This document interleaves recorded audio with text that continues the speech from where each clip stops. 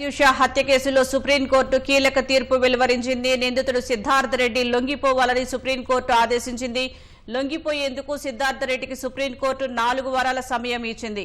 High court ఖరారు చేసిన శిక్షను సుప్రీం ధర్మాసనం సమర్థించింది.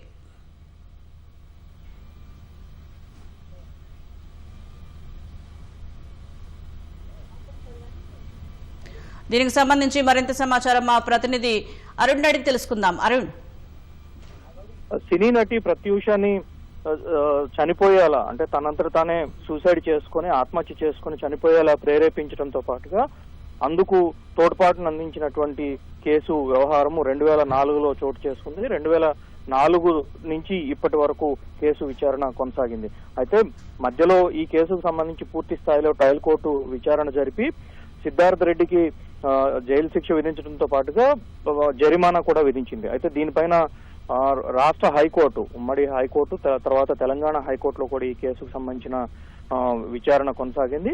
ఆ కేసు విచారణ తర్వాత హైకోర్టు 5 సంవత్సరాల కఠిన కారాగార శిక్షతో పాటుగా 6,000 రూపాయల జరిమానా విధిస్తూ ప్రత్యూషను తనంతట తాను సూసైడ్ చేసుకునే విధంగా, సూసైడ్ కి సంబంధించిన వ్యవహారంలో కూడా తోడ్పాటును అందించే విధంగా సిద్ధార్థ రెడ్డి అన్ని విధాల కేసులో పూర్తి స్థాయి నిందితుడిగా హైకోర్టు ఖరారు చేసి ఈ శిక్షను విధించింది. అయితే దీన్ని సవాలు చేస్తూ సిద్ధార్థ రెడ్డి సుప్రీంకోర్టును ఆశ్రయించారు. సుప్రీంకోర్టు జస్టిస్ అనిరుద్ధ బోస్ నేతృత్వంలోని ధర్మాసనం ఈ రోజు విచారణ జరిపి దానికి సంబంధించినటువంటి తీర్పును కొద్దిసేపు క్రితం వెలువరించింది. తీర్పును వెలువరిస్తూ ప్రత్యూష హత్య కేసుకు సంబంధించిన వ్యవహారంలో హత్య కేసుగానే నమోదు చేసి విచారణ జరిపిన విధానం మొత్తం అన్ని అంశాలను పరిగణలోకి తీసుకున్నటువంటి సుప్రీంకోర్టు పూర్తి స్థాయి విచారణ అనంతరం ఈ రోజు వెలువరించిన తీర్పులో సిద్ధార్థ రెడ్డికి హైకోర్టు విధించినటువంటి తీర్పు కొనసాగించాలని, దాన్ని పూర్తి స్థాయిలో సమర్థిస్తున్నట్లుగా సుప్రీంకోర్టు స్పష్టం చేసింది.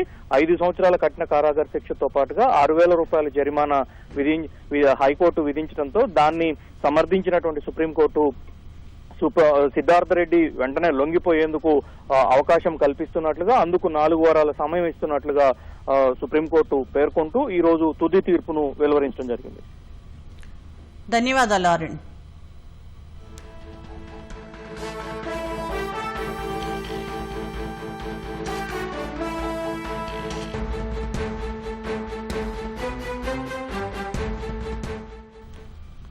తాజా అంశం చూస్తున్నాం. సినీ నటి ప్రత్యూష మృతి కేసులో సుప్రీంకోర్టు కీలక తీర్పు వెలువరించింది. నిందితుడు సిద్ధార్థ రెడ్డి లొంగిపోవాలని సుప్రీంకోర్టు ఆదేశించింది.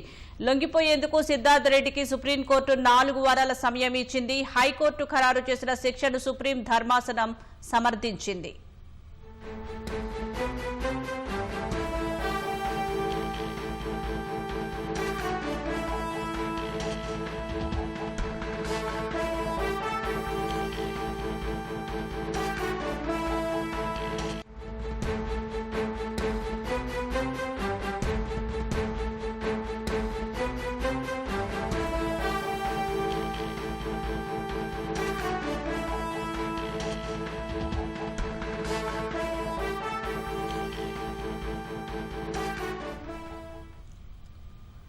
తాజా అంశం చూస్తున్నాం. సినీ నటి ప్రత్యూష మృతి కేసులో సుప్రీంకోర్టు కీలక తీర్పు వెలువరించింది. నిందితుడు సిద్ధార్థ రెడ్డి లొంగిపోవాలని సుప్రీంకోర్టు ఆదేశించింది. లొంగిపోయేందుకు సిద్ధార్థ రెడ్డికి సుప్రీంకోర్టు 4 వారాల సమయం ఇచ్చింది. హైకోర్టు ఖరారు చేసిన శిక్షను సుప్రీం ధర్మాసనం సమర్థించింది.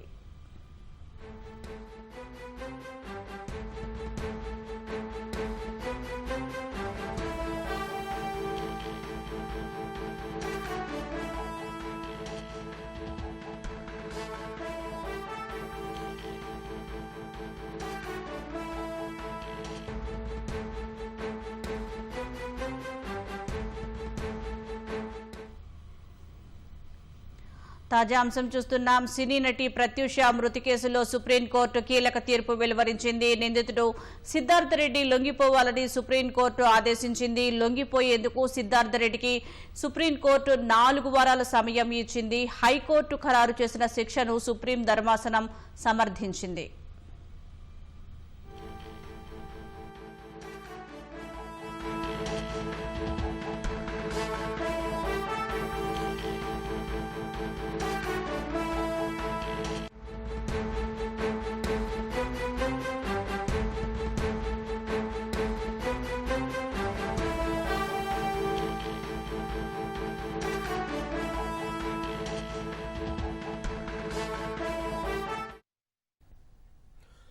2 దశాబ్దాల క్రితం సంచలనం సృష్టించిన సినీ నటి ప్రత్యూష మృతి కేసులో హైకోర్టు విధించిన జైలు శిక్షను సవాల్ చేస్తూ నిందితుడు గుడిపల్లి సిద్ధార్థరెడ్డి నిందితుడికి విధించిన శిక్షను పెంచాలంటూ ఆమె తల్లి సరోజినీదేవి దాఖలు చేసిన క్రిమినల్ అప్పీళ్లపై సుప్రీం ధర్మాసనం గతేడాదే తీర్పు రిజర్వ్ చేసింది.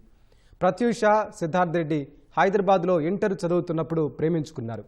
ఇంటర్ పూర్తయిన అనంతరం ప్రత్యూష సినిమాల్లోకి వెళ్ళగా సిద్ధార్థరెడ్డి ఇంజనీరింగ్లో చేరాడు. 2002 ఫిబ్రవరి 23 సాయంత్రం 7:30-8 గంటల మధ్య ఇద్దరూ విషం తాగిన పరిస్థితిలో ఓ ప్రైవేట్ ఆసుపత్రిలో చేరారు. ప్రత్యూష 24న చనిపోయారు. చికిత్స అనంతరం మార్చి 9న సిద్ధార్థరెడ్డి డిశ్చార్జ్ అయ్యాడు. వారు కూల్ డ్రింక్లో పురుగుల మందు కలిపి తాగినట్లు పరీక్షలో గుర్తించారు. ఆర్గానో ఫాస్ఫేట్ కారణంగా ప్రత్యూష మరణించారని, ఊపిరాడకుండా చేయడం, మరణానికి ముందు ఆమెపై లైంగిక దాడి జరగలేదని అప్పట్లో రాష్ట్ర ప్రభుత్వం నియమించిన 3 వైద్యుల బృందం నివేదిక ఇచ్చింది.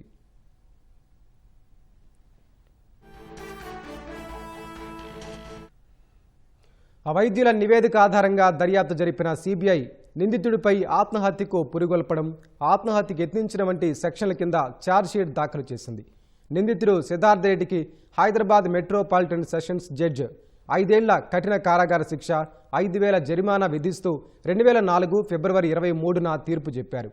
దీనిపై సిద్ధార్థరెడ్డి హైకోర్టును ఆశ్రయించగా జైలు శిక్షను 2 ఏళ్లకు తగ్గిస్తూ జరిమానాను 50,000కు పెంచుతూ 2011 డిసెంబర్ 28న తీర్పు వెలువరించింది. దీనిపై సిద్ధార్థరెడ్డి, సరోజినీదేవి 2012లో సుప్రీంకోర్టులో అప్పీళ్లు దాఖలు చేశారు. ప్రత్యూషను ఆత్మహత్య చేసుకునేలా ఉసుగొలిపినందున సెక్షన్ 302 కింద శిక్ష విధించాలని, సాధ్యం కాకపోతే సెక్షన్ 306 కింద గరిష్ట శిక్ష విధించాలని సిబిఐ వాదించింది. మృతురాలు, నిందితులు ఇద్దరూ కలిసి పురుగుల మందు తీసుకున్నందువల్ల ఆత్మహత్యకు ఉసుగొలిపాడన్న అంశం ఉత్పన్నం కాదని నిందితుడి తరపు న్యాయవాదులు వాదించారు.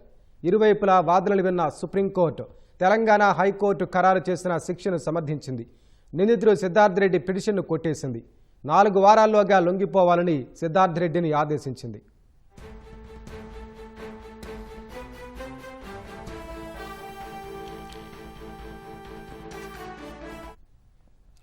రెండు దశాబ్దాల క్రితం సంచలనం సృష్టించిన సినీ నటి ప్రత్యూష మృతి కేసులో హైకోర్టు విధించిన జైలు శిక్షను సవాల్ చేస్తూ నిందితుడు గుడిపల్లి సిద్ధార్థరెడ్డి నిందితుడికి విధించిన శిక్షను పెంచాలంటూ ఆమె తల్లి సరోజినీదేవి దాఖలు చేసిన క్రిమినల్ అప్పీళ్లపై సుప్రీం ధర్మాసనం గతేడాది తీర్పు రిజర్వ్ చేసింది.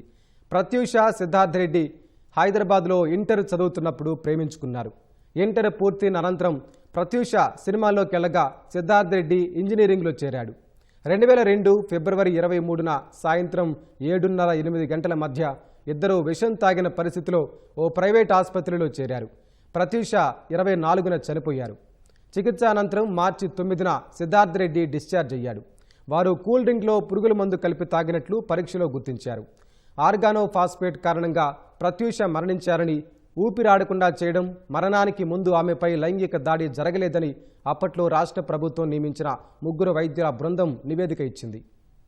వైద్యుల నివేదిక ఆధారంగా దర్యాప్తు జరిపిన సిబిఐ నిందితుడిపై ఆత్మహత్యకు పురిగొల్పడం, ఆత్మహత్యకు యత్నించడం వంటి సెక్షన్ల కింద ఛార్జ్షీట్ దాఖలు చేసింది.